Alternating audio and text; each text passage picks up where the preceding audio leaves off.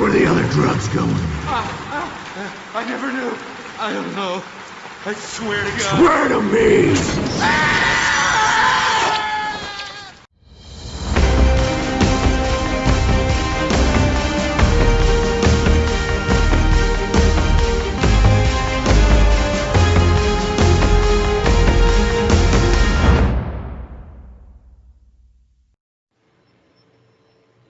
Well, here we are. Chapter 5 of the DC Alliance podcast.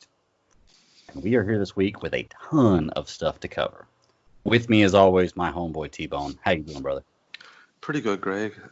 Just finished watching the most recent episode of Stargirl, which we'll talk about here at the end of this episode. It just keeps getting better and better, and I'm still in amazement because I thought it was going to be trash. So props to the people running the show, and I noticed Jeff Johns is on numerous. He's on this show and Doom Patrol in terms of the executive producer. So I think he might have found his right spot there with TV.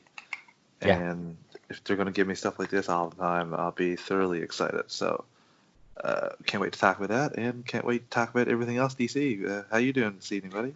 I'm doing fantastic, man, and I agree with you completely. Jeff Johns is crushing it on the television show aspect of it, which is why we need to get him with a Green Lantern show coming pretty soon. But I think he's doing a Green Lantern show, right? I'm not sure. I thought he was doing the movie, but I haven't heard anything about it in quite a while. Okay. Yeah. I don't know who's. I could be wrong on that. I think he could be doing a show, but I thought he was working on Green Lantern Corps, the movie. Okay. Well, we're going to be talking a little Green Lantern in the movies here in just a little while, too. It's part of the show tonight. But, yeah, it's a super fun ride, man. I think, like you said, I didn't expect anything out of Stargirl. Maybe that's why I'm loving it so much. But I really do think that I'm loving it because it's just a damn good show.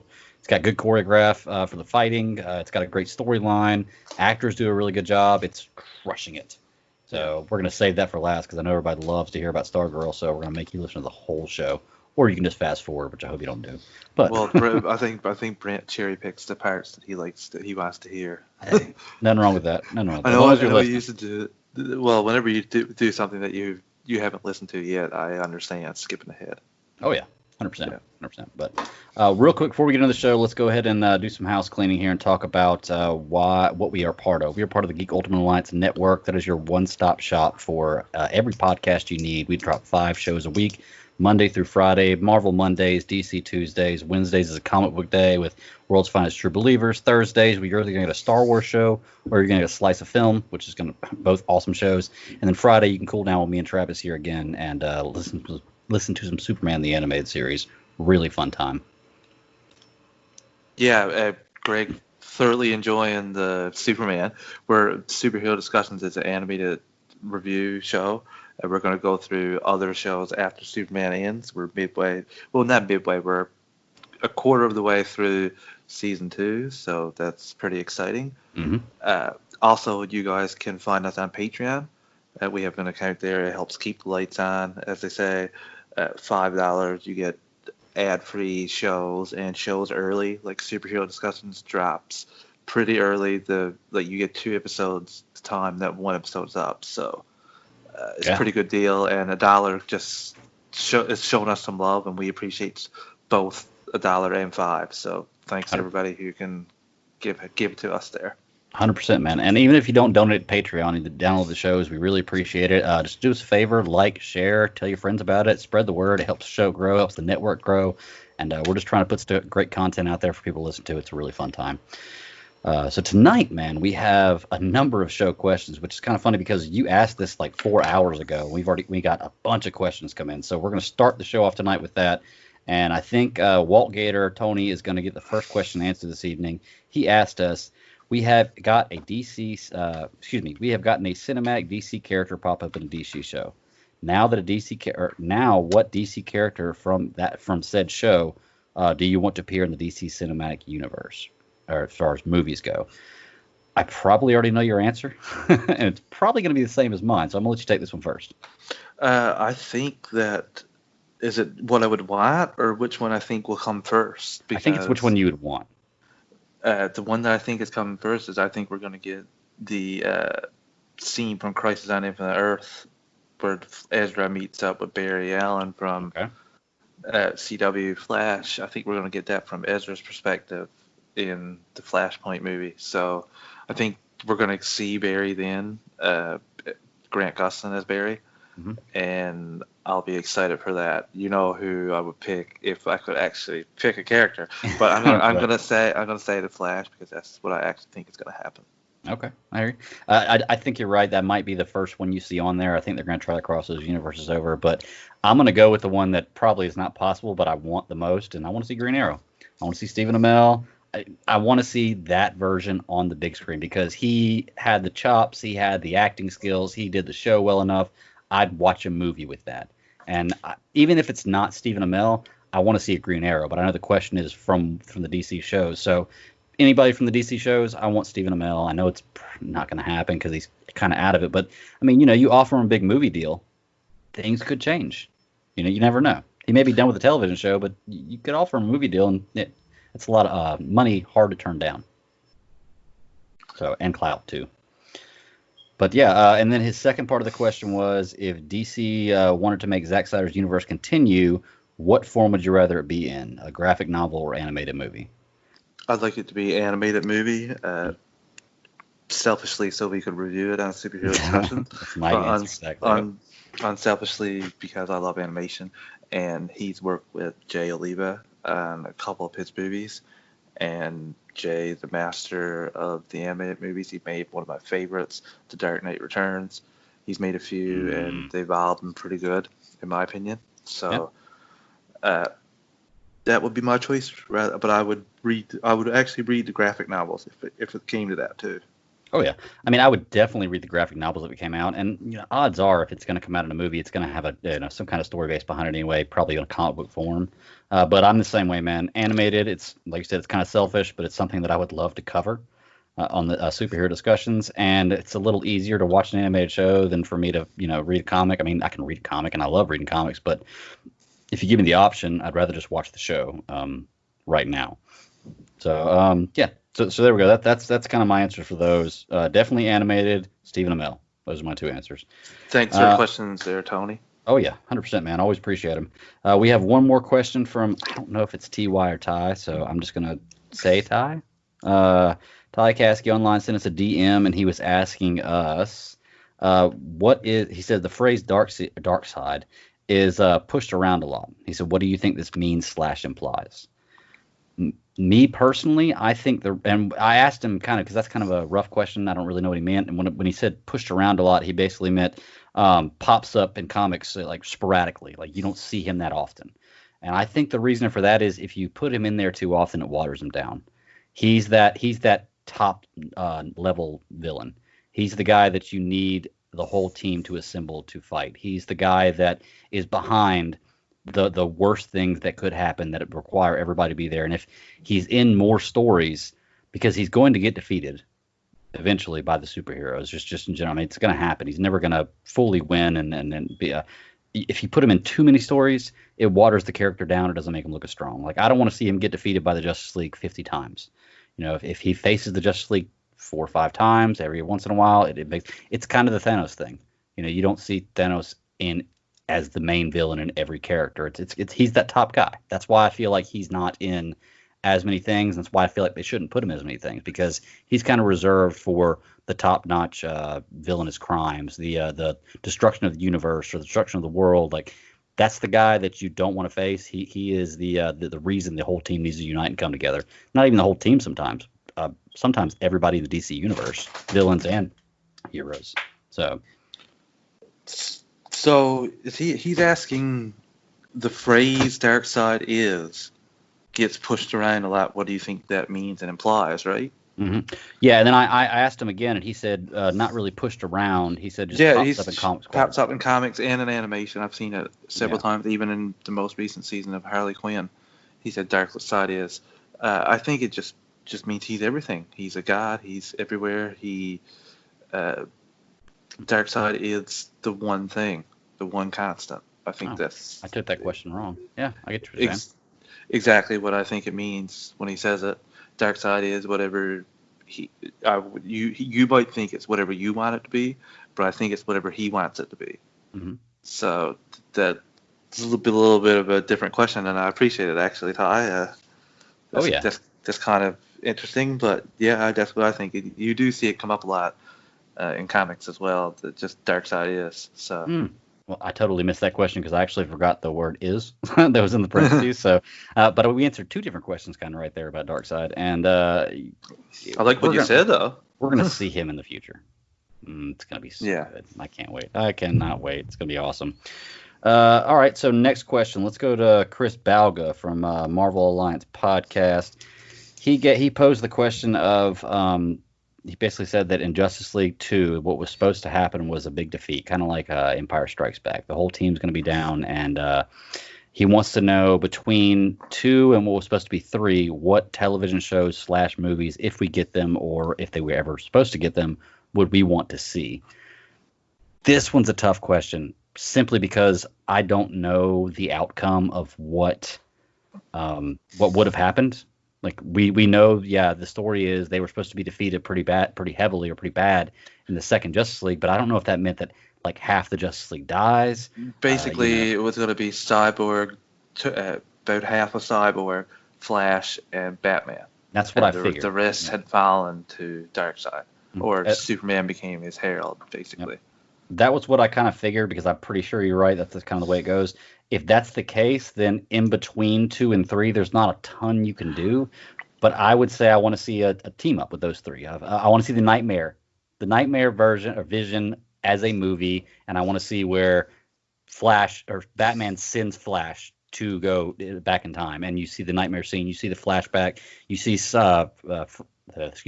Flash coming through to talk to Bruce at that time in Batman vs Superman. Like there's a ton of things you could do with that, but I think that's one I would definitely like to see in there.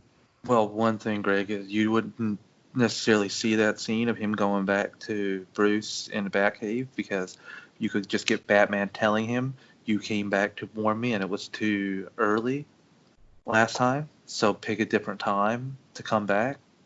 That's a good point. Because it didn't, obviously, if this plays out the way it does, it wouldn't have worked out for the better that he came back in that time. Right.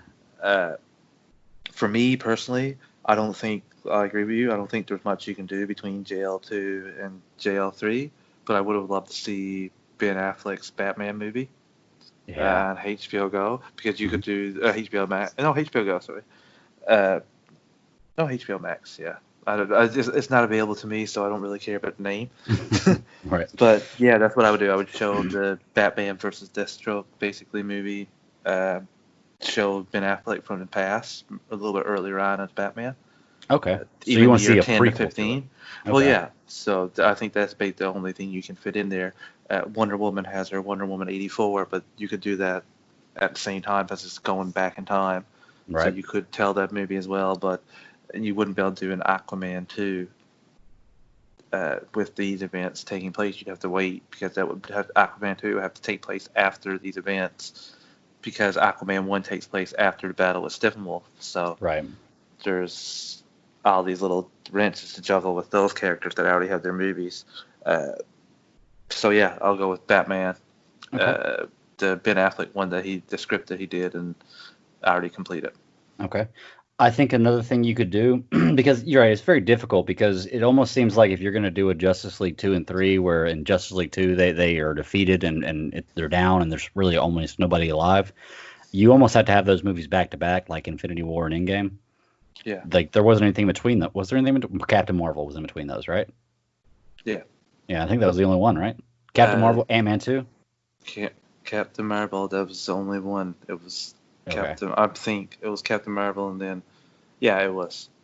Okay, I couldn't remember if Ant-Man 2 came before Infinity War or not. I think it came after, because you saw the fading away at the end of the ash. Because end, right? yeah, Infinity War happened, and then Captain Marvel happened, and Endgame happened. Okay. Because he's going with the pager at the end of Infinity War, and then we figured out that she gives the pager to him in Captain Marvel, and then subsequently, I think it was 3 or 4 weeks after Captain Marvel, Endgame came out, so we got a pretty big boost from people building up for Endgame. Oh yeah, okay. If I was going to put anything else in between that, I would build a new parts of a team. That way, obviously in Justice League 3, when the character's resurrected, you go back in time. I don't know how it would work. I would build like Martian Manhunter. I would build the Bat Family, bring in Nightwing, bring in Batgirl, have these characters. So that way, if you have the opportunity to bring all these characters back through time travel or however they do it, because, time travel is always crazy in movies, you would have these other characters established that could maybe help join the Justice League in Justice League 3 and defeat Darkseid.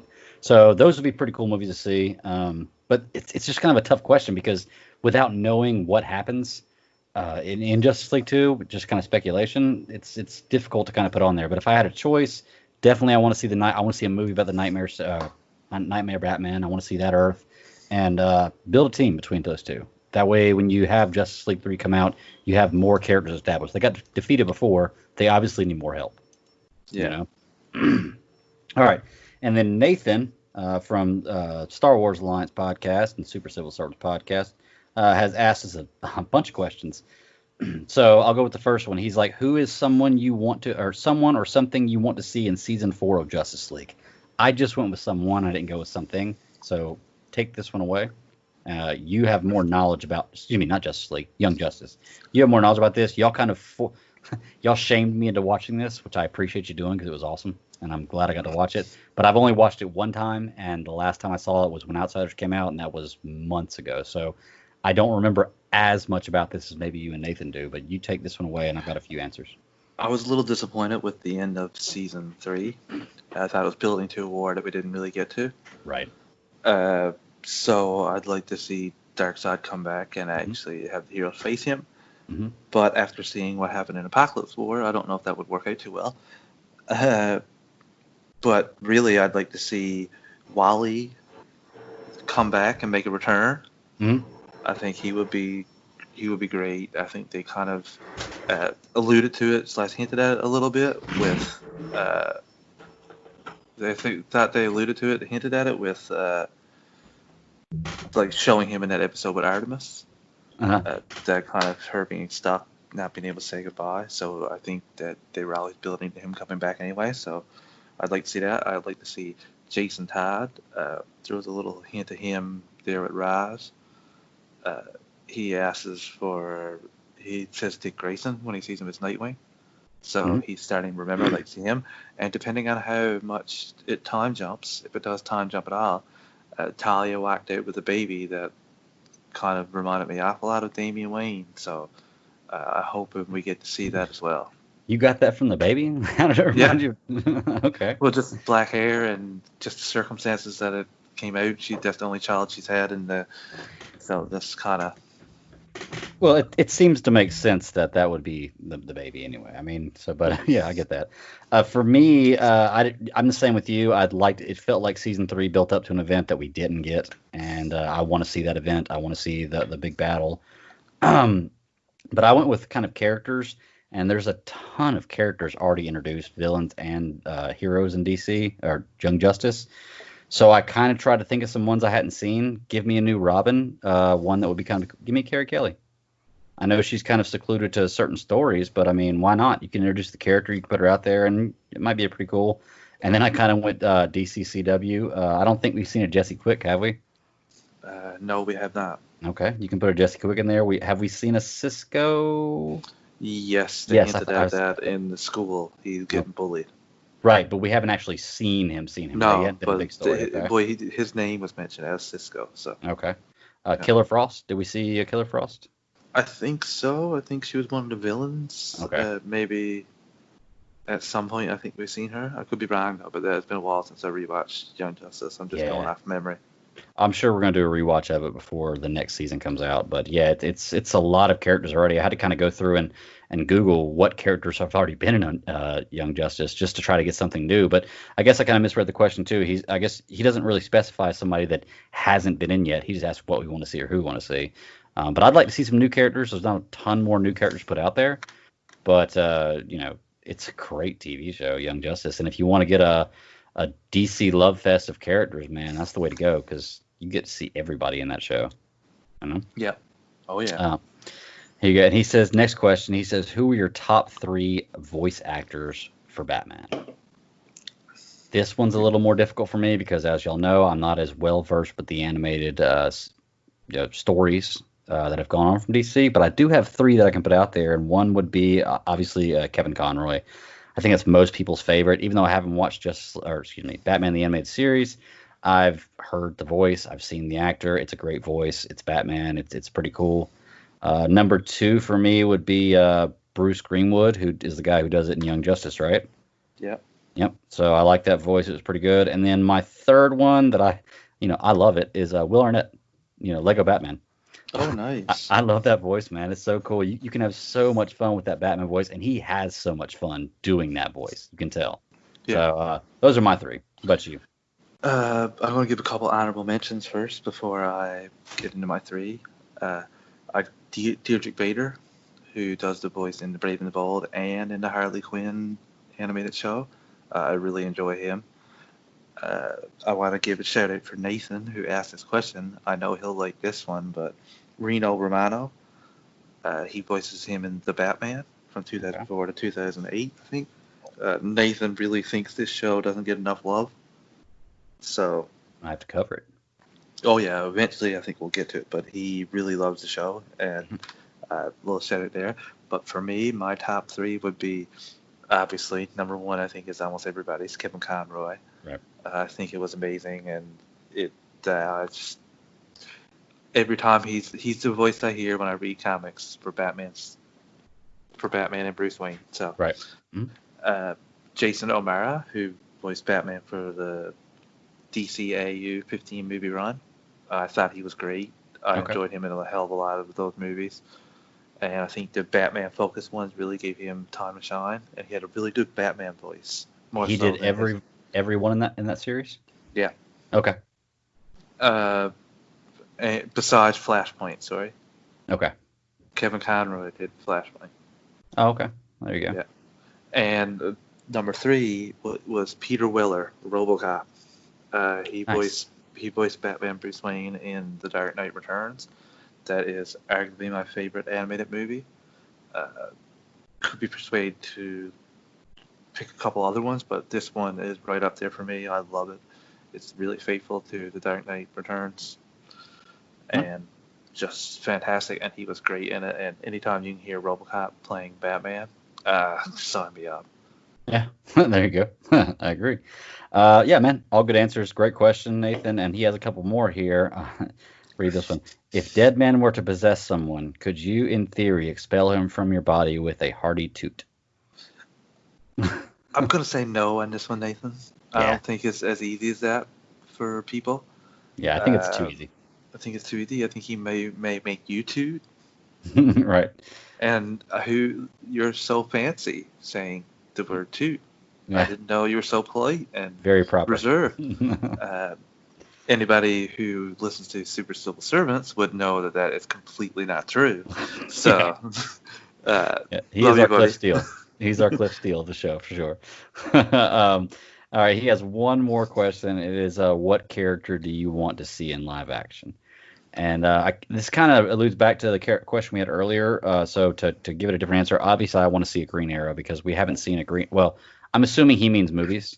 I think he means live actions, TV or movies. I think. Okay, either one. We've already seen Arrow. Well, so one that we haven't seen yet. I want to see Blue Beetle.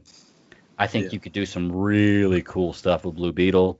I mean, just the character's cool. It could look cool. It'd be depending on what the budget was because obviously his suit would have to be a lot of CGI. But you could really – actually, I guess his suit wouldn't have to be CGI. His powers may have to be. Some of the stuff he does may have to be. But the suit wouldn't have to be. I mean, if we get a Kmart Cyborg on Doom Patrol and he works, you could really probably low budget that suit as long as he's not in action. And then, I like Booster Gold too. I think he's a character that should be brought into the live screen or the big screen or at least live action. Flesh that character out. He's got a really cool story. Doesn't really have superpowers, but I mean, it's still a cool character, and it'd be fun to see. I hate to break it to you, buddy, but both of those characters were in Smallville. Yeah, see, I haven't seen Smallville. I'm just messing. It's true, but true, but I'll let it slide because I too kind of did the same thing. But one I would like to see is The Question. I think that would be a fun one that we haven't seen yet. Okay. especially with how conspiracy theories takes over the world nowadays. I think it would be a pretty cool show you could have on HBO. But my main one, and yes, people, I know we've seen this character in Smallville as well, but I want to see Dr. Fate done right. I want to see him done justice. And I'd love to see him, I'd love to see a full show with him, but I'd just love for him to be a character too. Please have him in J.J. Abrams' Justice League Dark, but I don't think he'll be there, but fingers crossed, because I want to see a good adaptation of him. To kind of tease, he's one of the JSA members in Stargirl in the posters, the banners on the wall. Mm-hmm. So who knows, maybe he'll be there, but I really would love to see him done right. And to your Green Arrow point, I'd like to see a more comic accurate Green Arrow. I agree. And live action, like in the movies. I think you could do, especially with how much I enjoyed Black Canary from Birds of Prey, I think you could do a good matchup of the two of them. I want to see a Dark Knight Returns Green Arrow. You know? One arm? Well, not necessarily one arm. I just meant full beard and costume. Oh. But I mean, hey, you can do one arm. It doesn't matter. I mean, it works. But I just meant the look as far as the face. You got to have the full beard. You got to have the Robin Hood look. I think that's a more classic way to go. I guess it wouldn't have worked for the Arrow show on DCCW. No, they did a great job. He didn't want any part of that. No. Yeah, I know. Well, he agreed that he was going to do a beard if they went so long, right? Yeah, and then he basically got out of it. Right. Just by never speaking about it again. Right. Yeah. I think he stuck foot in mouth. He didn't think it'd make it that long whenever he made that bet, but yeah, they did. They did. So, but yeah, man, I think that's all the questions we got for tonight. I really appreciate everybody writing in questions for us. And just so y'all know, any week, write us questions. We don't have to put it out there to ask for them. Just any week, if you have a question for us, put it out there. We like answering these kind of things. They may not be the best answers or what you want to hear, but it's kind of what's going on in our minds and, things we like to talk about. So we definitely like to show it the fan interaction and answering a lot of show questions. So just send them out to us anytime you want to. Yeah, if it just comes to in your head of something that you think about, like this character versus this character, or just something that you don't have to just like someone to discuss it, just throw it out there to us, and we'll gladly discuss it between us. And I think for both of us on our personal handles and for the show handle, DMs are open, and we're willing to talk anytime, just on our feed. So it doesn't really matter how you want to do it. Just let us know, hit us up, and we'll get back to you on it. So. All right, well, let's do some news, man. There's not a lot of big news that's come out this week, which is funny because last week we had a big news show, but this week we haven't really had a lot. We were rolling in the news last week. Right. Last week was the DC news week. This week I haven't really seen a whole lot, and this is not really news per se. It's been out there for a while, but let's just talk real quick about one of my personal favorites. Ryan Reynolds' Green Lantern has been rumored to have a cameo in the Justice League Snyder Cut. Correct? Yeah. Okay. We have not confirmed anything for sure, but if this happened, you know me, I would love it. I love Ryan Reynolds in that role. I think he's perfect for that character. I like the movie quite a bit. I mean, I don't see the plot problems they have in the movie that people talk about. People talk about constructs he makes that were not right, but some of those constructs were just classic constructs you see all the time, the big fist, the plane, stuff like that. You see that kind of stuff all the time. So I don't know why people complained about that. People complained about the villains in the movie, even though I could argue, which I will one day, that there's another movie that's exactly like it that has the same exact villains, the same exact plot points, and the same exact result. But for some reason, people complain about Ryan Reynolds' Green Lantern. And I think the problem with that was that even he complained about it. And I don't know if it was the directors and the change of the stories. I know there were a ton of changes of the stories. It was a difficult time.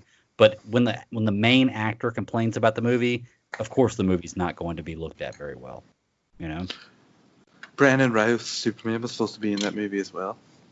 Really? There's supposed to be a scene where the ring flies past him. Okay. And kibosh. Yeah, well, that actually was supposed to be the original start of the DC cinematic universe, right? Was the Green Lantern? That was where they were going with that. And then after it didn't do well, they just kind of got rid of that idea. Superman Returns didn't exactly do well either. Right. So I guess 2 movies in a row that didn't do well, they kind of got rid of that idea, which is fine because that gave us Justice League, the Snyder Cut, well, not Justice League, the Snyder version of his world, which this universe, which I love. It's probably my favorite version of everything, but I would love to see Ryan Reynolds come back as Hal Jordan, even if it's for a cameo, just for a minute. It's kind of making amends. And I mean, let me put it this way. I would love to see him come back as for Hal Jordan for the Snyder Cut if he's going to be Hal Jordan in the future in this universe.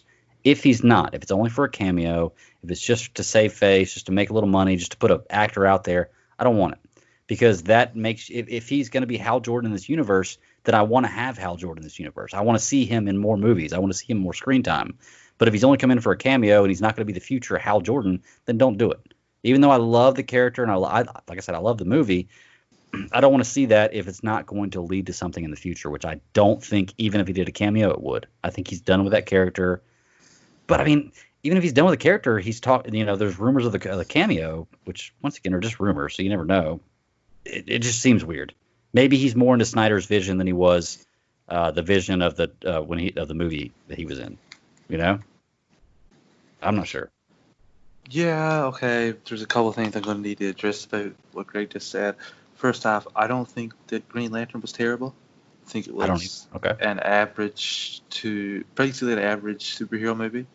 I don't think it was nothing super special. I enjoyed the constructs that he made. Mm-hmm. I didn't hate the suit or anything, even though I wish we would have got a regular suit with a green color around it, like glow when he put on his ring, instead of having a fully constructed suit.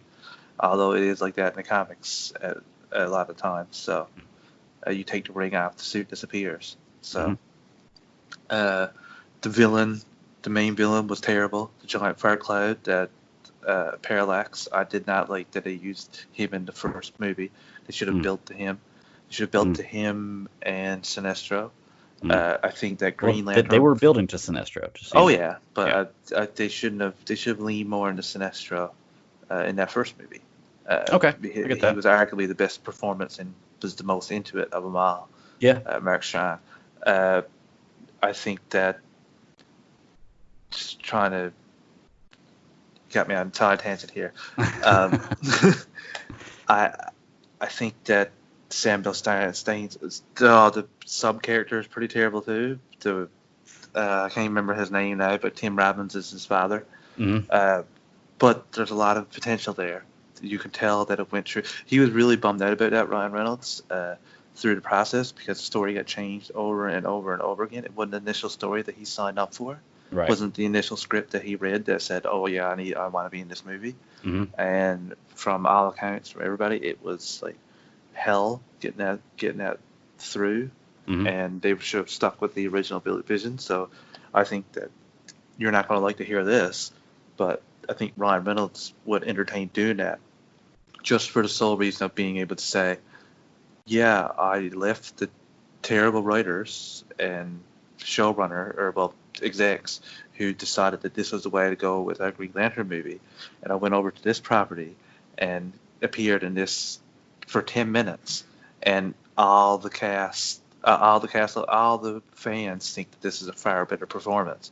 Right. So basically, all I needed was a good script and good people behind the scenes, execs, and we would have had a real big hit here. Instead, we had people that didn't have a clue, who rewrote a script 5 or 6 extra times that it didn't need to be done, and changed everything around so much that they botched it. And I think that'll just add to him being able to make jokes more and more. So I think that could potentially be the reason why he would do it. I don't think he'd do it just for that, but I think that would be a little cherry on top for him. Would be to stick it to the people. Like I said, I don't hate the movie. I think it's just your average movie. Like, I think it's better than Superman Returns. Mm-hmm. It's not anywhere near that level of bad or anything. I just think that there's a lot of missed opportunities. Like, I even say this about Fantastic Four, the F4 movie. There's a good movie in there with the pieces. Right. It's just, it was not told. And same thing here. I like Blake Lively. I like Ryan Reynolds. I like Mark Strong. I love Peter Skarsgård in most other things, but he's terrible in this. I just think that a different person getting in there, getting their hands on that, would have made that a lot better movie with the pieces they had. Right. So that's why I don't hate him. I can find goodness in him, and there's stuff that enjoys me, like the training scenes in Green Lantern with him and Kilowog. I love that. Mm-hmm. I loved like him saving people with the race car and the track. I really enjoyed that movie, but I just think that there's some deep problems that there's just such a good movie in there that they didn't tell. Hmm. But so I'd love to see him. I'm not going to get my hopes up, but there are people saying that talks are in place, and Right. I just think that would be wicked if he actually showed up. He did say release the Snyder Cut that one time, Right. and he had a whole load of people cheer at a Netflix Mhm. event, I think it was. So Yeah. who knows? He might be a big supporter, but I would love to see it, Greg. Yeah. Well, you go back to what you were saying about how he would like to come back just to kind of put it in the faces or turn his nose up to the people who did the Justice League or the Green Lantern movie before. He's the kind of guy that would do that. I mean, think about it. In Deadpool, he had the comment. He was like talking about the super suit. Just don't make it green and animated, right? And that was something Well, what he said. in 2, he goes in and shoots Ryan Reynolds while he's reading Green Lantern script. Right. So he's the kind of guy, he doesn't mind doing that. And that's his character. Everybody knows that. That's the actor himself. Everybody knows his personality. Seems like an awesome guy to hang out with. But like I said, the only reason that I wouldn't want it is because I don't think it's going to be the future. Now, maybe he comes into the Snyder Cut and he does a 10-minute cameo, and the Snyder Cut blows up, which, by the way, it's going to. The Snyder Cut blows up and everybody loves it. It's fantastic. Maybe then he decides, you know what? Maybe I will do Green Lantern in this universe, and that would be cool. The problem is I don't want Hal Jordan to not be in the universe. I don't want him to represent Hal Jordan in this movie and then never see Hal Jordan again. I know we have other Green Lanterns we can put in there, but I think Hal should be one that's in there. Just personally, I think he should be one of the guys that's in there. So I'd be interested to see how it goes in the future. Once again, these are all rumors.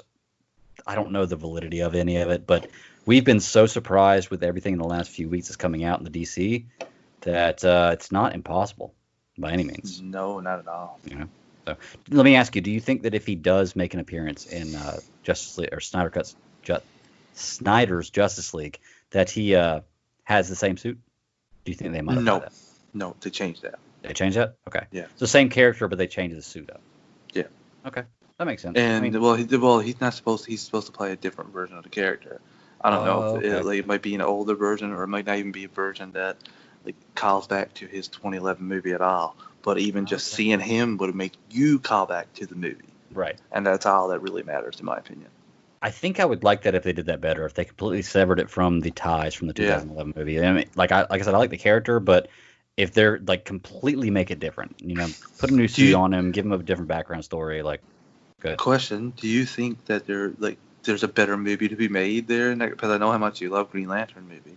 Mm-hmm. Do you think there's a better movie to be made in there? Like if there's some changes made and some better writing in spots? Like do you think that maybe like the first script that Ryan Reynolds signed on and agreed to do you think that could have been a better movie than what we got? I never saw the first script, and my thing is I'm pretty happy with the movie I got. Once again, I can compare it to another movie that's the exact same thing, but you're rolling your eyes.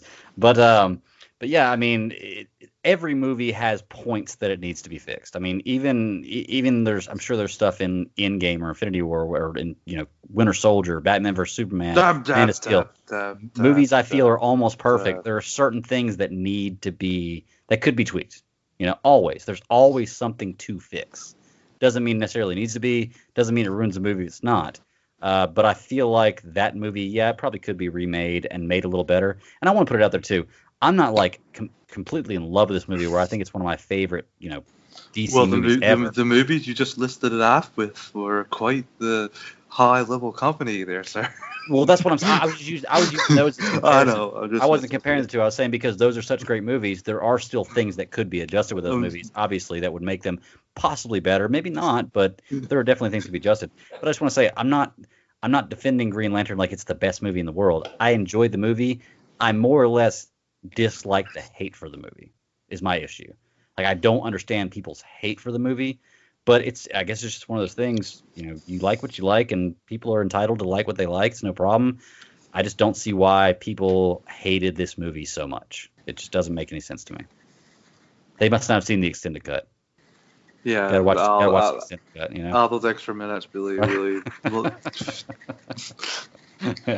Oh, man. But all right, well, that's really all the news we had to talk about. And that's not even really news. It's just kind of something we saw online that's a rumor that we wanted to kind of put out there. But we have a new segment And this new segment has made me and Travis spend hours of research here.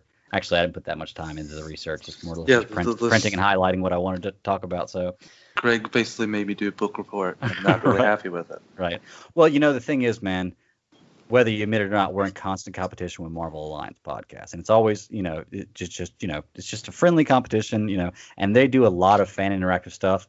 I want to do fan interactive stuff, but I can't do the same things they do, but I can compete with them in other ways. So what we've done is we've decided to Wait. Spoken like a true LeBron fan. It's just friendly competition. I don't want to do. Where's your killer mentality? We want to beat them. We want to beat them into the ground. We want to knock them down, and we will not pick them up.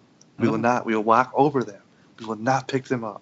Okay, we may pick them up. we may pick them up because they're partners with us. But we gotta have that Jordan killer mentality, sir.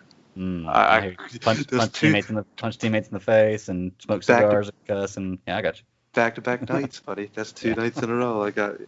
Oh, don't worry. I'm gonna get something out there for you. So, I'll start talking stats and then we won't have anything to say.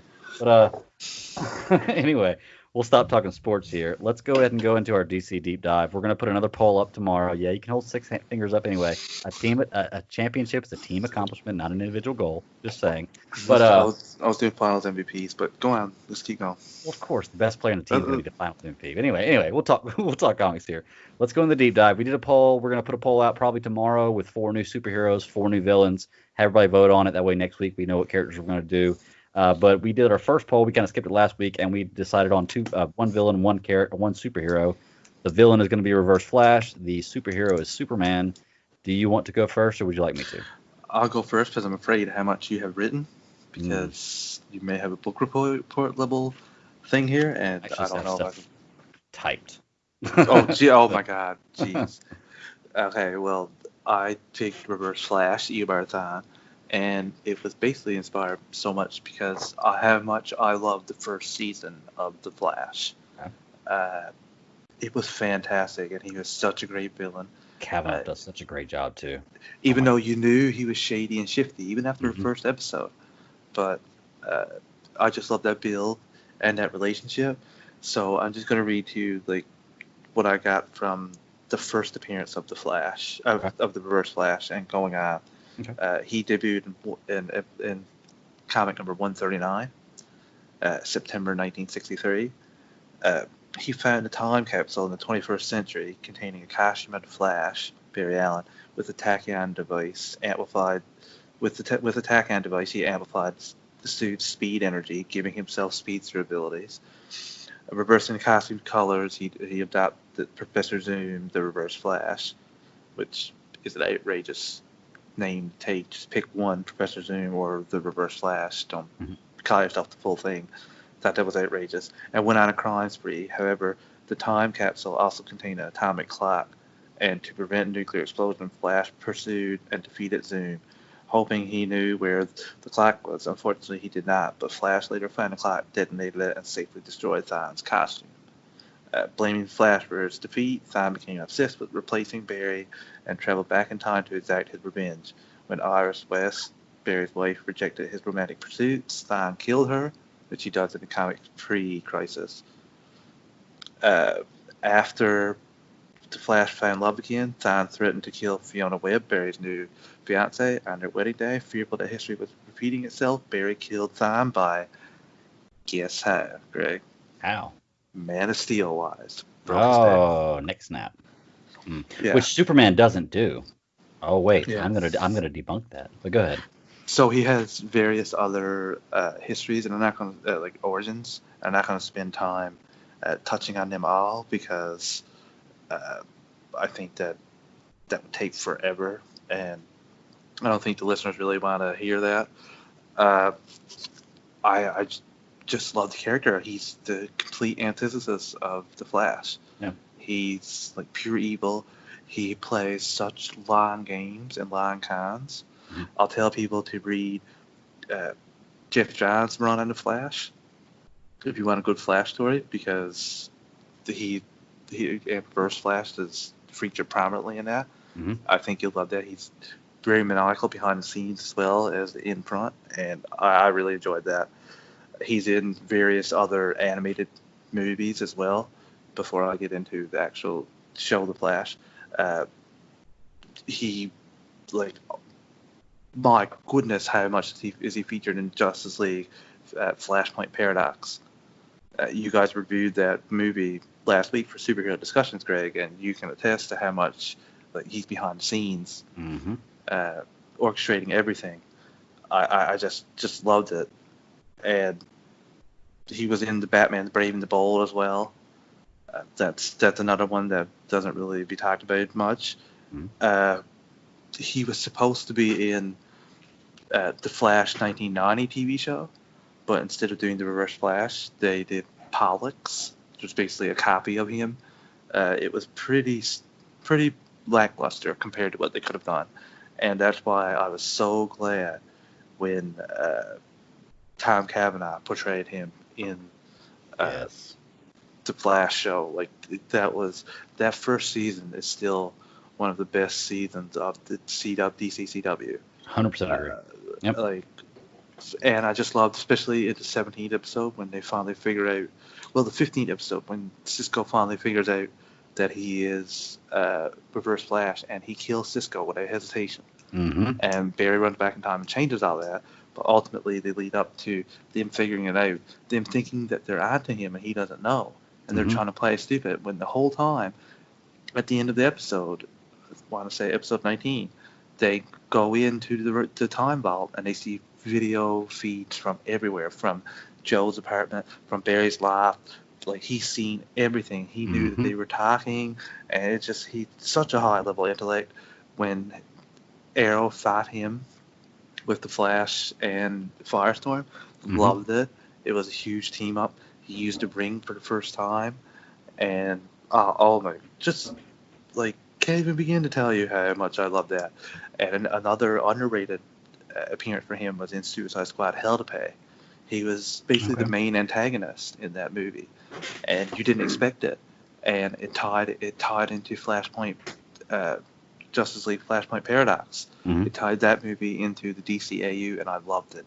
It was so good. He showed the hole in his head from where Batman shot him, and he vibrated his body so fast that he bought himself some time. And he was just trying to get that card. I really, really loved that.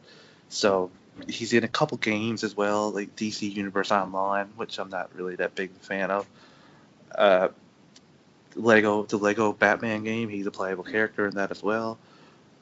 That's about all that I know him in. I always love to see a couple things I'd like to see with him is in a game. I think a Flash game can really translate well to like a PlayStation 5 type, where he's traveling to different Earths, where he's traveling back in time, where he has Reverse Flash on him.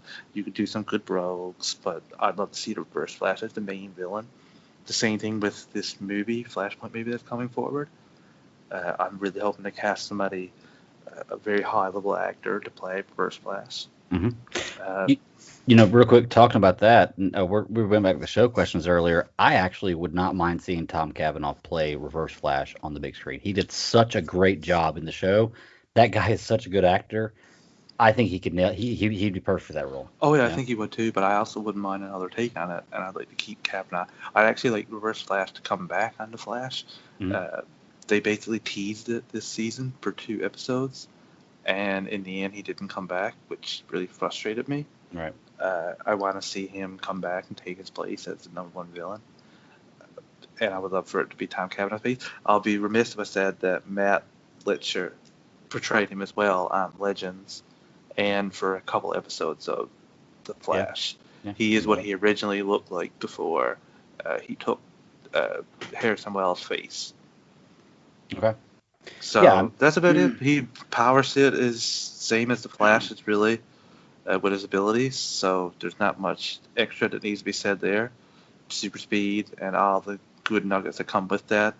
When we see him in the Flash and we see him in like Justice League Flashpoint Paradox, he seems to have much more of a handle and knowledge on speed, the Speed Force, speed in general, and being speedster.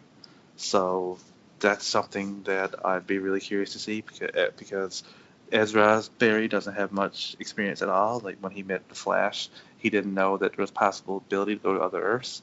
Like he didn't know it for sure. So there's a whole open world. I'm very excited, Greg, and I hope that Reverse Flash is a big part of it.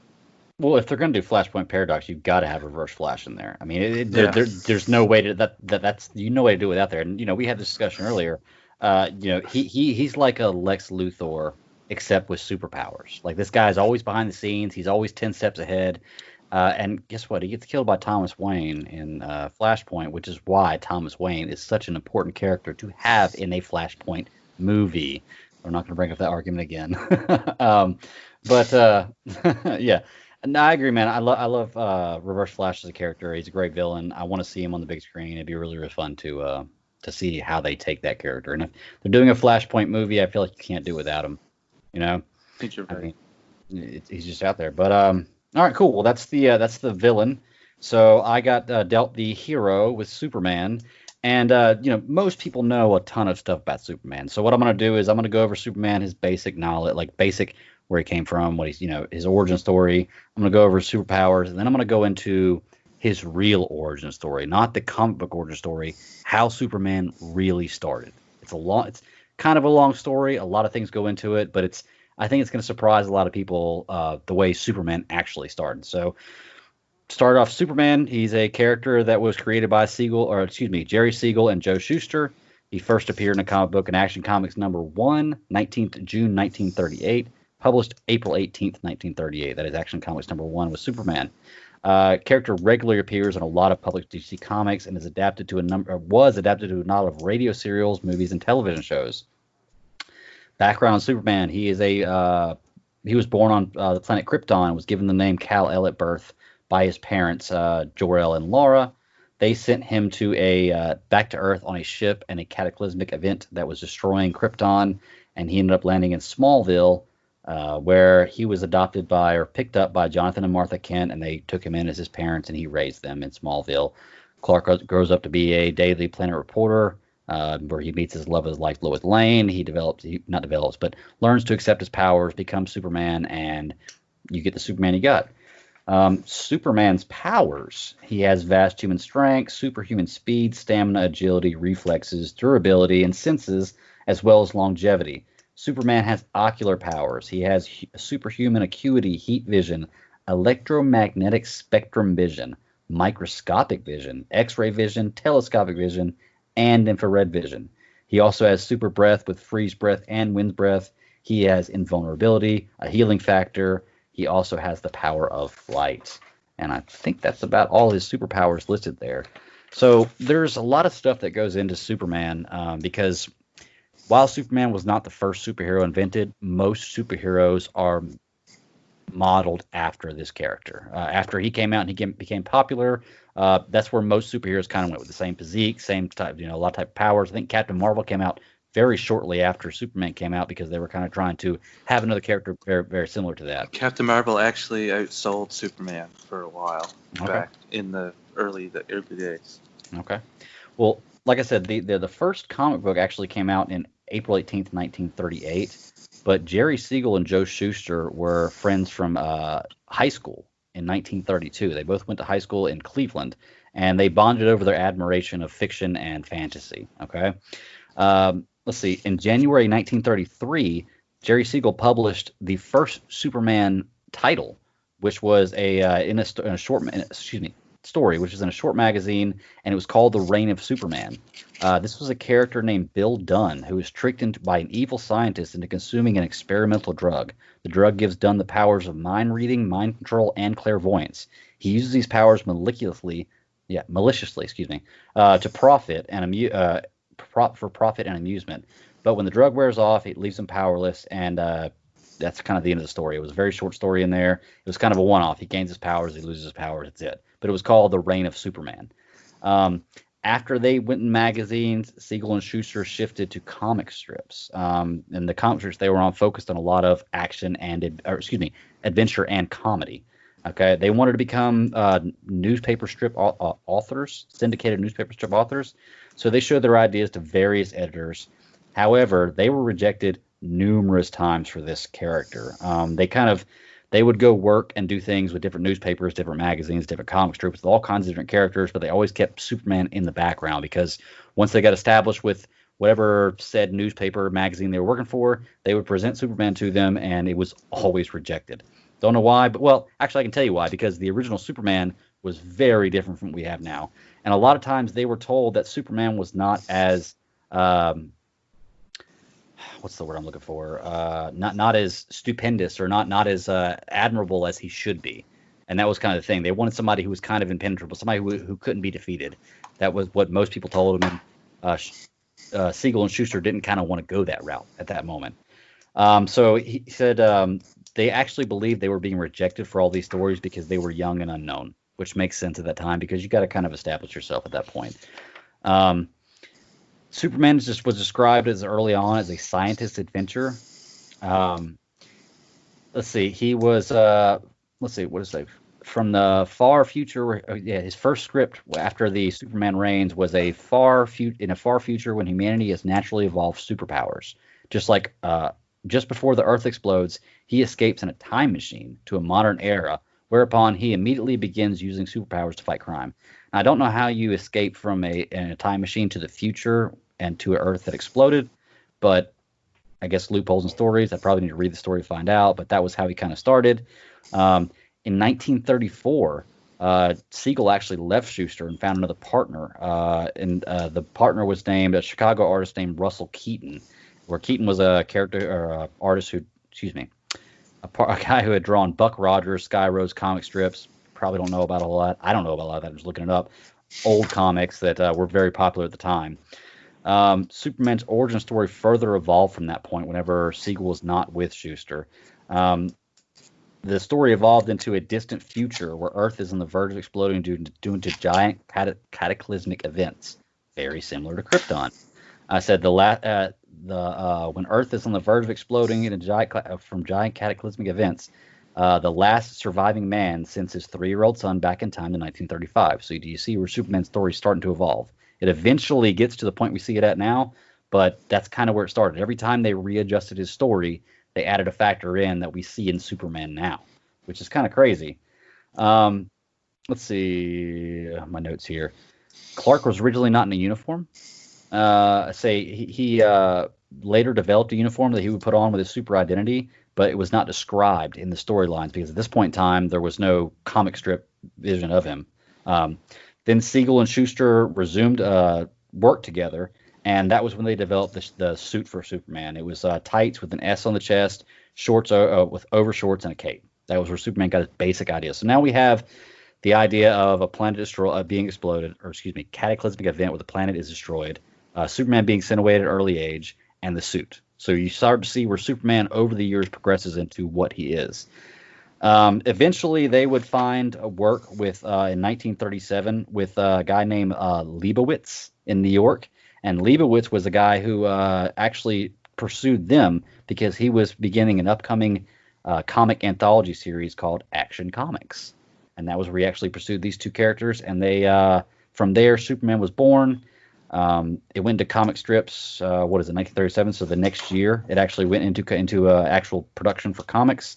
And Siegel and Schuster were paid $130 for their work to create Superman, for the work they sold Superman for, which is equivalent to $2,361 now, or about $10 per page for what they did, because they do 13-page arcs with them. Let's see. Siegel and Schuster Superman was influenced by boxers, wrestlers, and strongmen, because back then they were really, really big for people to have that. The original Superman actually had sandals on, because that was a common thing that a lot of strongmen wore in strongman competitions. So he didn't even have the red boots that he had. He wore sandals, which I found kind of weird. Let's see. Move on to the next point. 1939, Superman Daily comic strip appeared in newspapers, syndicated throughout McClure Syndicate. Okay. Color version added in November, and Jerry Siegel wrote most of the strips until it was conspired in 1943. There were points I wanted to bring up. So that's basically how Superman kind of got started. I want to say Paramount Pictures had a release of Superman's theatrical animated shorts in 1941 and 1943. So that was his first kind of theatrical versions. It was 17 episodes in total and about 8 to 10 minutes long. And Let's see. The first live-action Superman adaptation movie was in 1948, targeted children. Kirk Allen became the first actor to portray the hero on screen. The first feature Superman film was Superman and the Mole Men. It's a 58-minute B movie released in 1951 on an estimated budget of $30,000, which is equivalent to close to $300,000 in 2019. It starred George Reeves as Superman, and it was intended to promote the subsequent television series coming up. Let's see here. Sorry, flipping through notes. Oh, points I wanted to bring up. Contrary to popular perception, the $130 paid for that Siegel and Schuster got for DC Comics paid them for the first Superman story was not for the copyright of the character.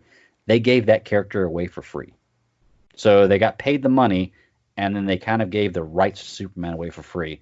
Between 1938 and 1947, DC Comics paid them over $400,000, equivalent to about $6 million now for the character, because they sold the right. They gave the rights away, but DC Comics and Action Comics still paid them for said character. Let's see. Siegel was in the Army, and after his discharge from the Army in 1947, they had both sold the rights to Superman and Superboy, because at that time Superboy had already been created. Let's see. There are certain points. Here we go. Let me bring up the original Superman. This is what I want to talk about people that talk about Man of Steel Superman and Zack Snyder's cut not being real. The original Siegel and Schuster stories, Superman's personality is rough and aggressive. He often uses excessive force and terror against criminals, sometimes even killing them. This came to an end in 1940 when Whitney Ellsworth instituted a code of conduct of characters, banning Superman from ever killing. So he was banned from killing by a person who didn't even create them, which is kind of crazy. Superman's first appearances he was considered a vigilante, which means that not everybody always likes Superman in the comics. So, just another thing out there that backs up that some of the stuff comes from source material. Actually, in Action Comics #1, Superman couldn't even fly. He did not get the power of flight until the second episode, it looks like. Gotcha. Honestly, man, that's about all of Superman's power. Well, okay, excuse me. I want to go through some more Superman's powers here. Superman can project and perceive X-ray visions from his eyes. He got this power in Action Comics #11, so he didn't have all these powers to begin with. So he got that power in Action Comics #11. The heat rays coming from his eyes didn't come till Superman 59 in 1949. Superman heard sounds that are too far or faint for a human to hear, and he didn't got that until Action Comics #11 in 1939. And since Action Comics #20 in 1940, Superman possessed the superhuman breath, which means it enabled him to inhale or blow large amounts of air, as well as breathing indefinitely to remain underwater or space without adverse effects. So that's kind of where he got his breath from. So he didn't develop all these powers immediately. The character developed, which, what a surprise, the character developed from his beginning. Just put it out there. That's pretty accurate. Action Comics #1, 1938, Superman's strength was common to all Kryptonians because originally Kryptonians were superior in strength and endurance because they were just a more advanced society or a more advanced group of people. However, that's quickly changed to changed two times, that he would have super strength because Krypton has higher gravity, and that further went to change in 1961 with Superman 146, where Superman gets his super strength from the yellow sun. So that's where all these stories develop from Superman. He has gone through a ton of stuff to get to where he's at. However, he is probably the most read and popular character. Well, maybe not the most, but one of the most read and popular characters. And most characters nowadays are based somewhat around Superman. He was kind of the OG. He was the one who put comics really on the map. I mean, and like you said, shortly after they came out with Captain Marvel to kind of copy that and rival that, and you just said it, that Captain Marvel kind of outsold him. Maybe people were tired of Superman. Maybe at this point Superman hadn't developed into the person they wanted him to. But Superman is a great character. He's gone through a lot to get to the point he's at today. And I've never been a Superman fan. Not my entire life. Until Man of Steel. Because I love the take on that. So that's kind of the background story of Superman. I don't think I need to go into a lot of details about what Superman does now, because I think most people know who Superman is, what Superman is. I kind of took a softball with this one with an easy character that everybody would know a lot of stuff about, but I wanted to put some information out there about his origins, how he came to be, and where maybe people pulling source material from that people say is not true kind of came from.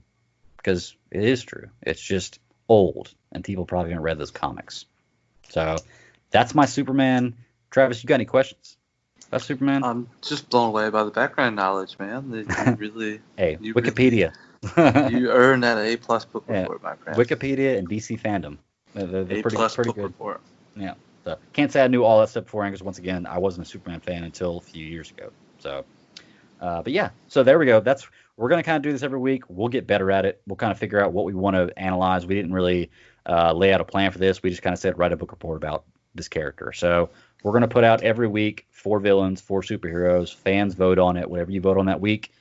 I'm gonna try to end the voting by. I'll put it out on Mondays. I'll try to end the voting, or excuse me, Tuesdays. I'll try to end the voting by like Thursday or Friday. So that way, whatever we decide or whatever is voted on, we have a little bit of time to research because we put a little time into researching this stuff, so it's a little more difficult. But that's our DC deep dive section right there.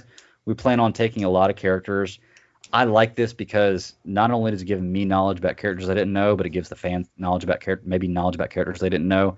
So by the time we get done doing this, and we've done every single DC character on here because we're going to be doing this forever, I'll have a encyclopedia in my mind of what's going on with DC characters. So, which I have a small one now, but not nearly what the internet does. So that's about it for me, man. Other than Man of Steel being the best Superman ever, can't wait for Henry Cavill to come back. Awesome. You got anything else you want to say about Reverse Flash, Superman, anything? No, let's get on to the reviews. Let's do it, man. Let's do it. We'll talk real quickly about Doom Patrol Season 2. Season 2 came out last week. We got to see the first 3 episodes. I think we got 3 days before the next episode comes out. So I'm excited to see that. But as a person who wasn't highly impressed with Season 1 on my original viewing, I rewatched it for the review on the Super Civil Servants podcast last week. And I enjoyed it a lot more. I think I got a little more into it. It felt like less work. First time I watched it, it felt like work because I kind of had to watch it for the show, and I just wasn't enjoying it. I like it a lot more now, but Season 2 is really taken off well. I like the first 3 episodes. I like the chemistry with the characters. It's something I'm very interested in seeing the next episode for. I'm going to watch this weekly as it goes on, not just for the show, but because I actually like the show now. What about you, bud? I've been a big Doom Patrol supporter and fan. I really enjoyed the first season, and I think they picked up right where they left off with these 3 episodes. I'm excited to talk about all 3. If you want to hear a bit more in-depth version of me and Greg going into this, tune into the Super Civil Servants podcast that came out on Monday. Yeah, came out today. Sorry. Yeah, came out Monday. Came out on Monday. We dive into that for at least 40 minutes, I think. Mm-hmm. So we won't be doing as much here, but it's just the 2 of us, so maybe we might get as much talking in. Yeah. Greg, I'm ready to start whenever you are. Oh, dude, go ahead, take it away. Season 2, Episode 1, Fun Size Patrol. Mm-hmm. What do you think about this episode, Greg?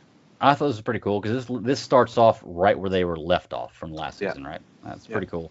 I like that Larry is the one who's big and he's making food for everybody. He's using a little X-Acto knife and kind of cutting everything up, little pancakes. He rolls the joint for Jane, which is pretty cool because I guess him rolling that at small size, it's giant for her, which is pretty pretty cool. I think Jane and Cliff are some of my favorite characters in this. I love how they have started to kind of pair characters off. Like you see Larry and Rita are kind of paired off. You see Niles and his daughter. You see Jane and Cliff. And then you see Cyborg and his new girlfriend. So everybody's got kind of a teams pairs type thing. And I love that they didn't, at the end of season 1, there's a lot of animosity between Niles Calder and the entire crew because they've discovered his secret that he created all of them. He caused them to have all this pain. He's put them where they're at. I like they didn't just ignore that going into season 2. I like that that's what they tackle in season 2. That's where they start off where they're not okay. Like the whole crew does not like this, and they're not willing to work with them. They're not willing to work for him. They're kind of pissed off at him, as well they should be. Well, it seems like Larry and Rita are the least pissed off, and that's probably because they spent the most time with the chief. Makes sense. They were there the longest, and it doesn't seem like they are as mad as Jane and Cliff are. I don't think But anybody's mad as Jane and Cliff are, but Jane seems to mellow out by the time we get to the third episode. Mhm. So we'll talk about that later. But I did enjoy the same things you said. Larry making the small breakfast was funny. The little drop for syrup and Mhm. how big the plates looked. I enjoyed Cliff killing rats and making a running tally of that. yeah, Thought that was great. His daughter, what a sad opening for his daughter to yeah, me. Like oh yeah, him treating her like a monster. hmm Her power set is pretty impressive. Uh, I love how Rita's training to try to get a better handle of her powers and become a hero. Another great aspect. Uh, and I also enjoy that Niles is a bit more focused, like shown in this episode, and Right. in going forward in this season. Mhm. I think that him being kidnapped for most of last season was kind of a little bit, it sucked a little bit because Timothy Dalton is one of my favorite actors, and I think he nailed it. I think changing the chief from who they had when they ran Titans to now is like such a smart move. Yeah. I think that guy wouldn't have been able to stack up with Timothy Dalton, and he does a great job here. When Jane and Cliff are talking, when Jane's smoking the joint, hmm I think it really just highlights their friendship, how far they came. They have like a father-daughter relationship almost, or at least Yeah, Cliff wants it to be that way. yeah, it seems more buddy-buddy. They're making fun. They're like, I can't believe the daughter. Can you believe her? On the count of three, like, let's say whatever you had to have sex with to make that. And I just loved it. Yeah. And also seeing Chief basically pony up for some of his mistakes and give Right. away his immortality to make them all big size. hmm Really Is good that what made episode, them Greg. grow? Is Yeah, that you admitted it? Willoughby Kipling came at the first of the episode, and Chief didn't want to give up his immortality. He Oh, that's wouldn't right. That's help, right. Give up the and then necklace. Right. he gave up the necklace after, and then gave him the magic to make them big. Really enjoyed Willoughby Kipling coming back. Mhm. Just a great episode for me. Can't believe how good they picked up. It's nice to see Cyborg suffering with the remnants of what happened last season, where he killed his own father. Well, he didn't kill him, right? He almost killed him. Yeah, well, basically to him, he could have. Okay, yeah. Yeah. Yeah, no, I agree, man. The first episode was cool. It came out. The first episodes 1, 2, 3 dropped at the same time, so we got to watch all three of those at first. And then if you're Katie, you probably watched episode 7 by now. But but we're gonna catch up to her eventually. I know that. Episode 2. What was the title? Wait, gotta give your rating. Oh, 'Cause yeah, okay. We're gonna Greg? give a rating. Okay, you know what? We do superhero discussions, and I give a basic rating of 7.5. That's kind of like the I liked it, I didn't hate it, but it didn't blow me away type deal. So I'll give this one an 8. It was good. It was good. But I'm also not blown away by Doom Patrol. I like Doom Patrol. It's a good show. It's not something that blows me away though. You know? This one is getting a solid 8.5 from me. Okay. I really enjoyed this. This was a perfect way to pick up, and I enjoyed them being small. I thought there was a lot of laughs from that, Yeah. but also a lot of character exploration as well. Oh yeah. What was the second episode, man? I don't know how the title pulled up. Time Patrol, TYME. Ooh, yes. This is the one with what's the character's name? The that has the helmet. Dr. Time. Dr. Dr. Jonathan Time. Pretty simple. I should remember that. But this character was kind of cool. I like how in this episode they find him. What was it? Some date in August, like 1979 or something like that, or sometime in the 70s. He's like, this is the peak of humanity. This is when everything was at its best, and then from here everything goes down. So that's the time he kind of stays in, which is pretty cool. I thought that was really funny. I also like his helmet. Like, what? Yeah, well, I felt like he was really easily defeated in the beginning, and then for some reason Rita goes back and turns the time back to the point where he's not, which I don't understand why she would do that. They got what they wanted. I mean, I know you killed him. Well, Jane and Cliff were frozen after touching the continuum, so she had to put it back. Turn it back. Okay. But I just love seeing Jane go through some of her different personalities at the start of this episode. It really shows her skill. We get more backstory for Dorothy and Chief in this episode. Right. We get to see what happened through Chief's point of view, and we get to see the Candlemaker. Candlemaker, I think. Candlemaker is what it is. Or I think it's Candlemaker. I think so.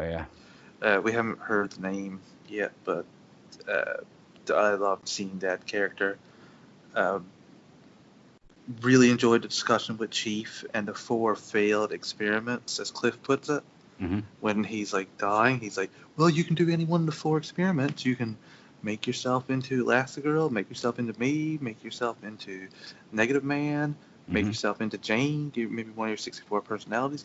So I thought it was really great. And we also, like you talked about last episode, Vic pairs off with this girl from his support PTSD group. Mm-hmm. Thought that was great. Good little pairing, and enjoyed their back and forth. I also love how Larry meets his son, Paul. Yes. And the emotion from that episode with Larry. Larry continues to be one of the hearts of the show. Mm-hmm. And just to see that his son was looking for him the whole time and thought he was alive, and that the one that died, right? Because he had the 2 sons, yeah. right? He actually finds the one that's alive, and the one that passed away. The one that's alive always said, he was crazy, thinking you were alive the whole time, and he kind of realized, like, holy crap, maybe he wasn't, type deal. I thought it was pretty cool. Isn't this where you get the explanation of, or is that the next episode where you get the explanation of the bandages? Next episode. Okay, I'll wait for that then. I like the aspect of the family with Larry. They've kind of taken Larry in a different direction. I'm trying to figure out what's going on with him and the Negative Force, because it seems like they're getting along a lot better. It seems like the Negative Force is trying to help him now, and that they're trying to separate from each other, not necessarily to be away, but to see how long he can separate from him. They're kind of practicing. It's like going underwater and seeing how long you can hold your breath. Keep practicing, you're eventually going to get better. I think they hit 20 seconds. Yep. Was it a big thing? So, thought that was pretty cool. Really enjoyed all this episode. It was really good for just character development. Wasn't much going on, like you said. I really enjoyed Dr. Time's head cracking open and the brain shooting out, and then everything going crazy. Cliff punching the Barbarian was awesome as well. My issue with Rita turning back the clock, she could have just turned it back to before they touched the brain. Right, she just kept going. Going, which was stupid. But even the guy, what's his name, Dr. Time, he wasn't worried about it, because he knows, he's like, I've already seen the future. He's like, I know that, I'm gonna be fine. So, which is when he died, I was like, wait a second, maybe you didn't see the future. But then of course Rita turns the clock back. So I think that might be it for this episode, Greg. Yeah, not a whole lot about this one, man. What are you gonna give this one out of 10? This one, I'm just gonna go with a straight 7.5. Good episode. Didn't blow me away. But I liked it. Straight 8 for me, Greg. Okay. It wasn't quite as good as the first episode. Still enjoyed it. Really liked Dr. Jonathan Time and the shenanigans. Also, one little minor thing, I loved how Cliff lied about where he was when the 3 of them had to say where they were on this time period. And he was actually up no good. So just thought that was really funny. Yeah. All right. All right. So third episode is title? Pain Patrol. I liked the villain in this one. I know that when we talked about on Super Civil Servants, I can't remember who it was telling me that the villain was very... I think it was Nathan, maybe? I'm not sure. I think it might have been Sarah. Was talking about how she didn't like the villain, how it was actually very Sarah, good. Yeah. I thought it looked good. I mean, I really did. It looked intimidating to me. I liked how at the beginning of it, when Niles Calder first meets him, and he recognizes that he's not scared. And that was kind of how you get into what's going to happen in the future, is that he recognizes that then. And what did he say? He represented Jack the Ripper, a bunch of different major, villains of all time, killers. And that's his kind of thing, is he goes through time and he collects, death and sadness, and that's what kind of gives him energy. Pain. That's right, yeah. Gives him energy. So he just, every so often, comes on Earth, decides he's going to be this character, has a lot of pain and killing, and then goes back to doing what he's doing. Uses butterflies that hate people too. At the end of last episode, the butterflies came and took Larry as he was walking back from his brother's wake. His son's wake. I really enjoyed Cliff and Jane's little side mission in this episode, where Cliff goes to see his daughter. He's mad at Chief, and basically is saying Chief is the reason he doesn't have a relationship with his mother, with his daughter, and that's the reason he was a bad father. But in reality, Cliff was a bad father Right. before his accidents happened. He was a bad husband, so eventually I think he's going to have to realize that. But right now he's focusing all his anger on Chief Mm-hmm. and not even thinking about that. I say eventually that'll come to him, and that'll be when he gives up caring about what Chief did and goes forward.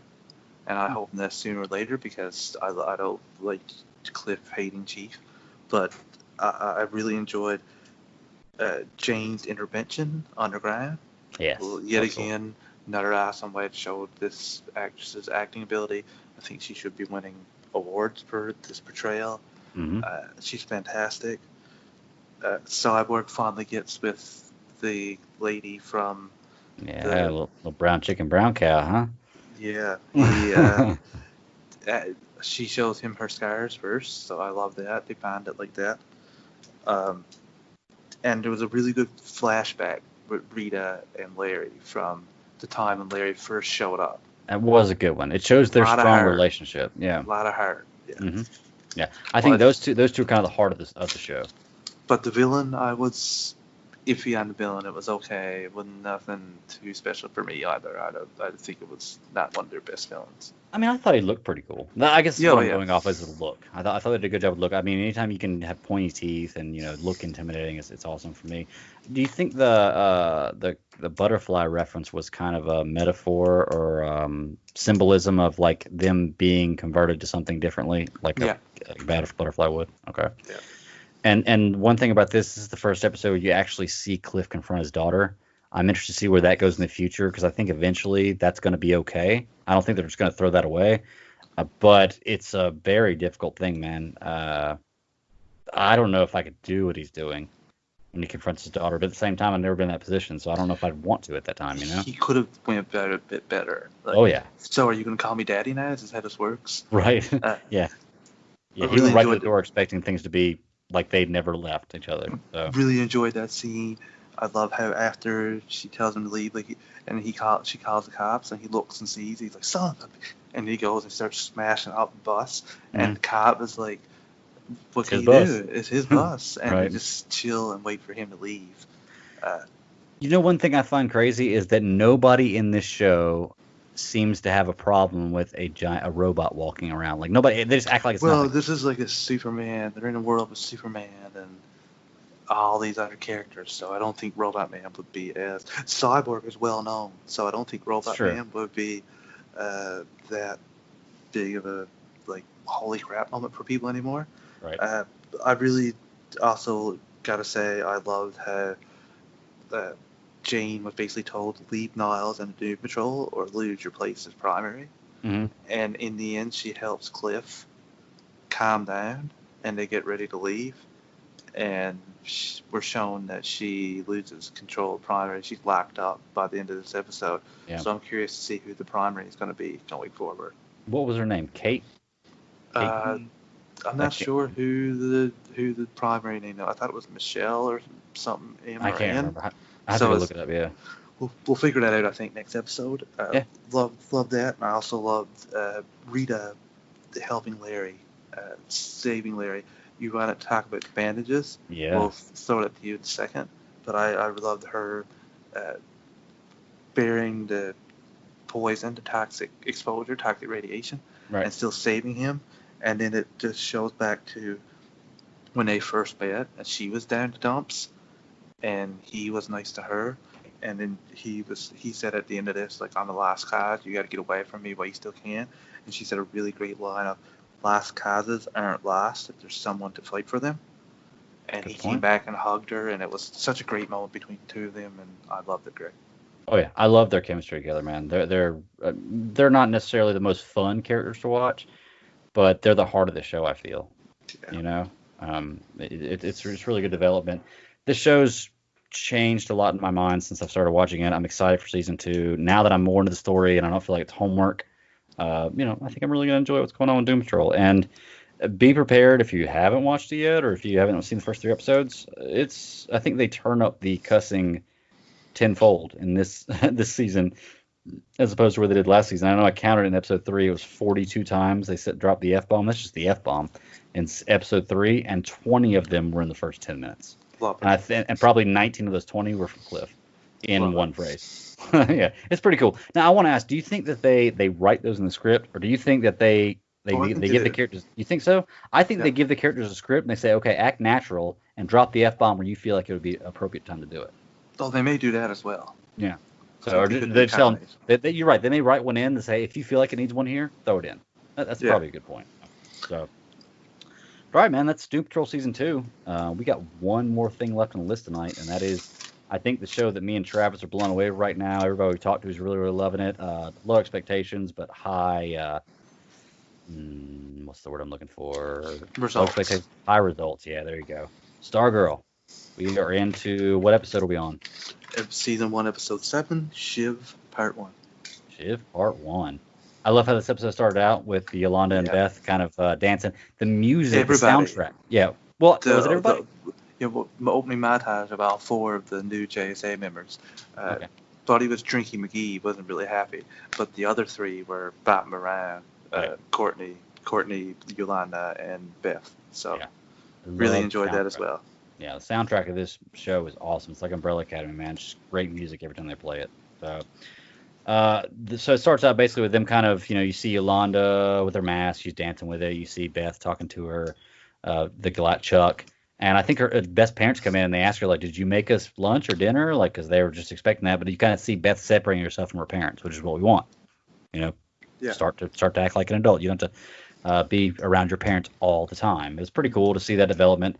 And then it gives that shot of them walking down the hall, which is cool. Like they're now friends. What we don't want is Beth screaming out, "So JSA stuff after school?"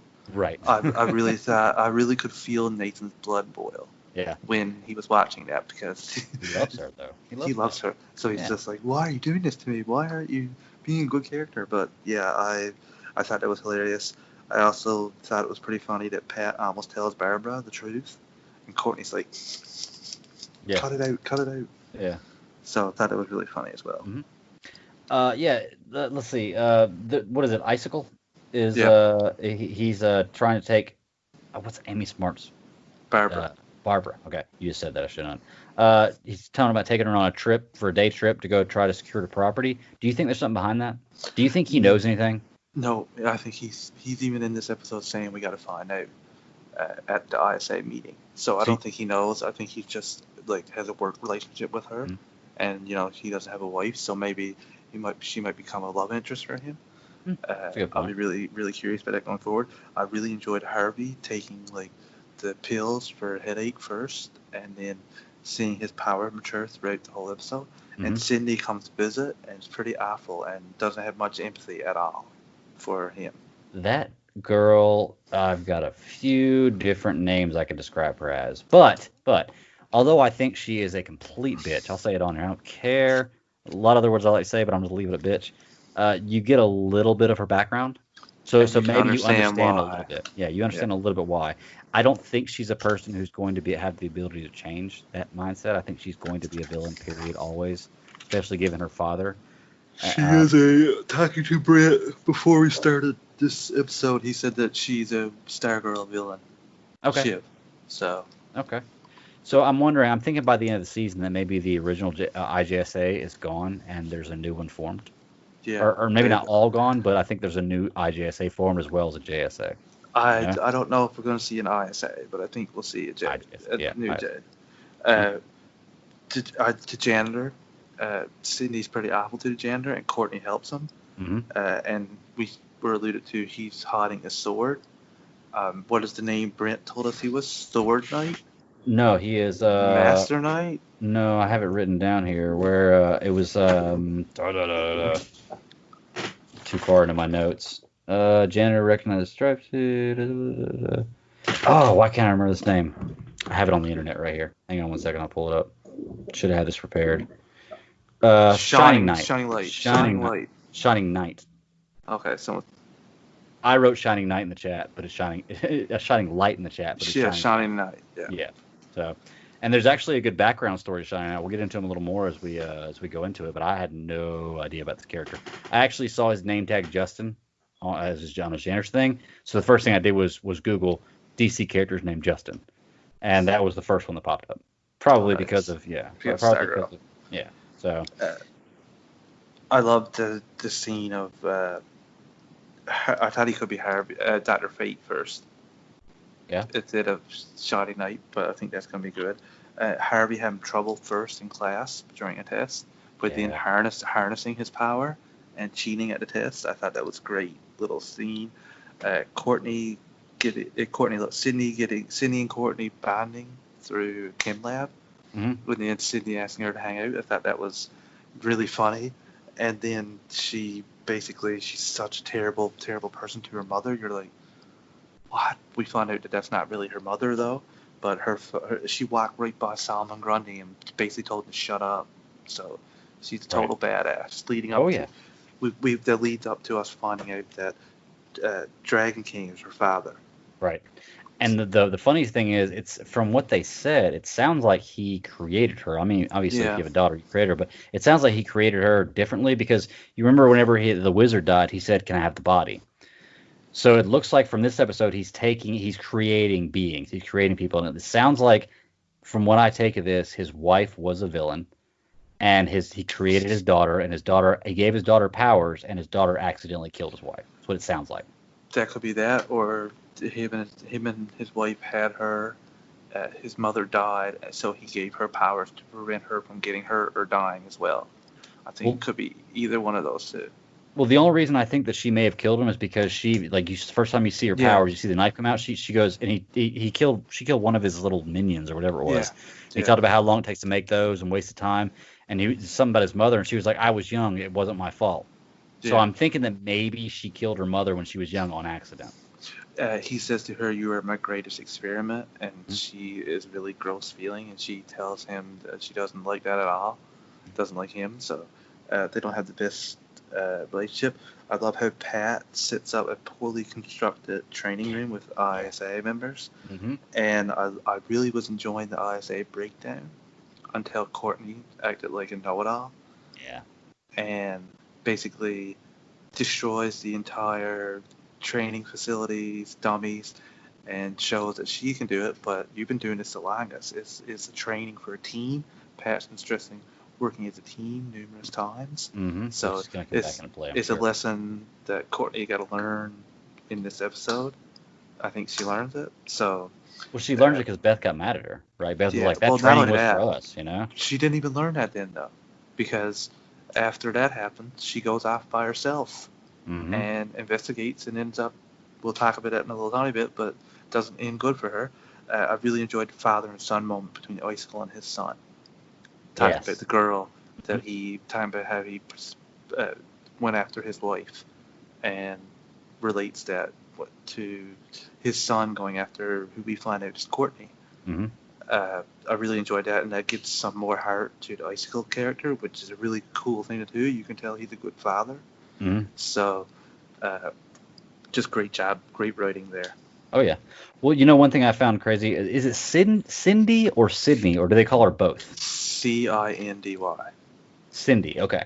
So I thought it was crazy. Cindy knows the sons and daughters of the Injustice Society. Like, she knows, she wants to bring them out because she even talks about how it sucks. She's the only one up there. She's by herself when she's up there, and she knows, so and so has powers and so has powers, but she can't say anything about it. Which I don't think that's going to last long.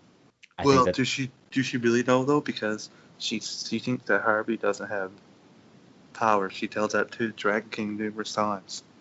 I thought she mentioned that he did. I thought she was. No, we find out that he tells her that she has to watch over him. She wants to break up with him, and Dragon King wants her to watch over him just in case he does develop powers, because Brainwave isn't working right now, and they need him to use his device.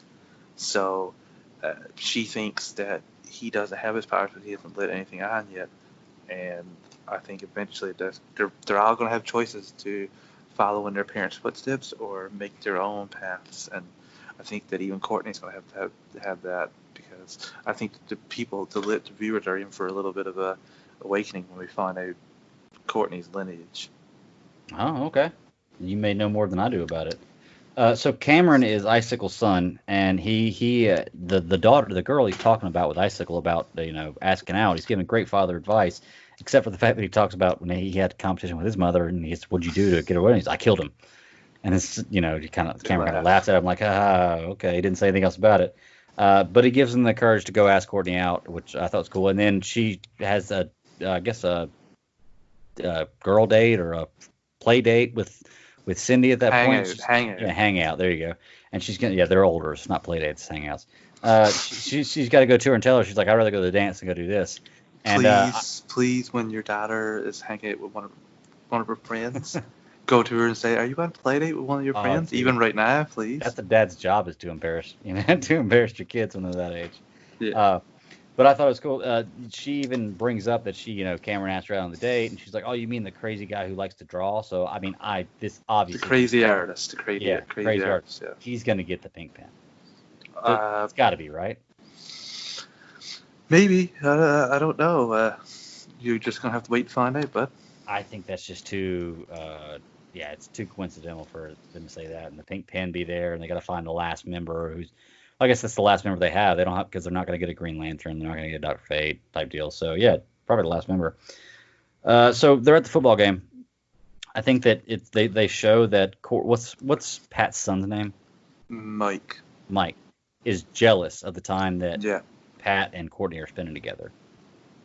Kind of understandable, but he's kind of a jerk. He seems like the kind of kid I would get into a fight with. Just saying. In high school and in school, I'm not sure, but he's just kind of a jerk. He's kind of a douchebag. Seems like kind of a little, I don't know. I don't want to say a whole lot of bad stuff about him. He may come into play in the future with a different, as a bigger part of the story, but. Well, you gotta grow up too. He's the younger brother right now, and he sees it's him and his father, Courtney and Barbara, and he sees Courtney and Pat forging this relationship, kind of leaving him left out. So I can understand his emotions. He is being a little bit of a little shit, like you wanted to say. Yeah. But still, I think he brings a lot of levity to the show, and I'm curious to see what's going to happen to him going forward. I thought that was perfectly understandable way to react. Yeah. Given, like he said, we don't even know what him and Pat have been through. He kind of said you don't know, so I'll be really curious. But that leads to them being at homecoming. First of all, very small crowd. Mike and Courtney get into a fight. Courtney leaves. Mike leaves, and then Courtney leaves, and she investigates. The I want to say the violin. Oh my god, I'm blanking on her name now. Oh gosh, I can't remember. Violin player, the fiddler. The fiddler. Fiddler, yeah, the principal, yeah. So she chases him. She chases her into basically a secret passageway. Instead of getting the team together, she goes off alone, not learning the lesson that she just was taught. Which, I'm glad that things worked out the way to do, because Sydney goes down to try and talk to her dad, wanting to be a member of the ISA, sees Courtney after tripping one of the proximity alarms as Stargirl, and goes after her as Shiv. And I think we get a great action scene there. I want to know your thoughts on that, Greg. I love the action scene, man. The choreography in this is great, and I have it written down that she's getting pretty good with that staff. I mean, she was a gymnast before, right? So she has the agility and the ability to kind of do that stuff. But I guess with the staff helping her out, she's pretty good at fighting. I mean, it's a pretty intense scene. I liked it. I've seen a lot worse fighting scenes than that. Let's put it that way. But I enjoyed it a lot. The CGI is not bad on it at all, and the choreography is pretty good. It's fun fights to watch, because you usually get, at least in the last 3 episodes, you get one pretty decent fight per show. Yeah, and you get a power set too, and you get to see them use their abilities, and really good. I also really enjoyed the ISA meeting where Sportsmasters were breaking down the fight. Enjoyed that, and I love how the ISA is trying to figure out who the JSA is. Now the new ones. Courtney gets the ever-loving crap kicked out of her. Yeah, she does. And Shiva's going to go kill her, and the Shining Knight steps in, saves Courtney, and then bails. One stupid thing I really hated was Pat running in the building, yelling Courtney. Court. That's gonna come back to That's going to go back to her. Because she had the advantage of knowing that Shiv was Sydney, just because she wouldn't dressed up at all. Right, but And Sydney had the mask. Sydney left while Pat was running and saying court, and also the janitor's hiding and sees Pat and calls him Stripesy. Yeah, so that was pretty cool. That's kind of your clue that he was a former JSA member and he knows who Pat is. I'm really curious to see them both link up, but that's basically how we end off this episode with Courtney getting the crap kicked out of her. I think that's perfect the way that happened because she didn't listen the first time they tried to teach her that lesson.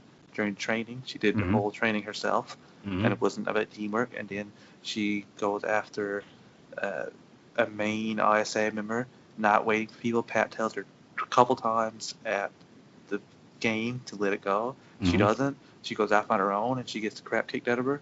So really enjoy that lesson learned to her twice, and I'll be interested to see how she feels coming out of this. Will she be a little hesitant to grab the staff and fight again? Would there be a little bit of nerves she got to get over? I hope she works with the team as well, but really enjoyed this lesson that she learned this episode. Yeah, I don't think she's gonna be hesitant to grab the staff again. I think it's going to make her hesitant to go off by herself again, and it's like her doing this is going to teach the team the lesson of you guys have got to stick together. You've got to be a team. You're not going to do this without being a team because you're fighting people who already know what they're doing, and y'all are just learning type deal. It was an interesting cliffhanger kind of left you on because she's kind of knocked out. Did she get her hands cut? I think so, yes. Yeah, it looks like. I mean, I know she had a bloody nose, but I couldn't tell if she got her hands cut or not. That's how she got the staff out of her hand. But I couldn't figure out what that was going on. But that's a pretty cool power, actually, to have the knives come out of your wrist like that. Kind of Wolverine-esque. But yeah, it kind of leaves you on that. Janitor, says Stripesy, kind of smiles, which is cool, which means he's excited to see him. So I imagine next episode we're going to get to see a little more of that interaction, and maybe we get a new character next episode, which would be really cool. Fingers crossed. Can't wait to review it next week on this episode. What do we got? We got 5 episodes left of this show? Yeah. Okay. It goes to 13 episodes, so. And we're on 7? Yeah. Yeah. Oh, wait. 6. No, 6. Yeah. Yeah, 6. Okay. Sorry. Math's not my strong suit. So, all right, cool, man. Well, that's pretty much it. That's all we got tonight, man. We covered a ton of stuff. Yeah, I'm putting the notebook away here. I see you got your notebook. Man, let's go ahead and wrap it up, dude. Yes, bud. Where can they find you at, brother? They can find me on Twitter at Travis_156. You can drop me a line. We can chat about DC anytime. Hit me up there for show questions as well. You can find me on Superhero Discussions with Greg. We're plowing through Superman the Animated Series. We're on Season 2. It will be no time for we're on Season 3. And then we'll have to pick a new show. Really excited about that. And also DC Alliance.